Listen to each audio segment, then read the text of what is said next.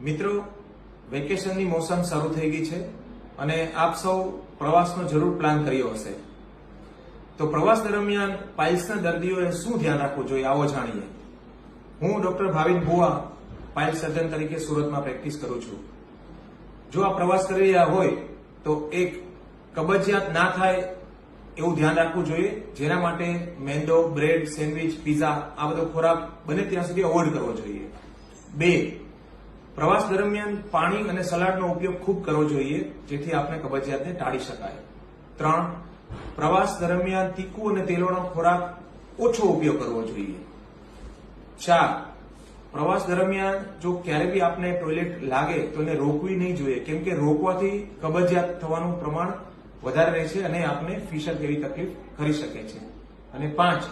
જો આપને પાઇલ્સની કોઈ પણ દવા ચાલતી હોય, કબજિયાતની દવા ચાલતી હોય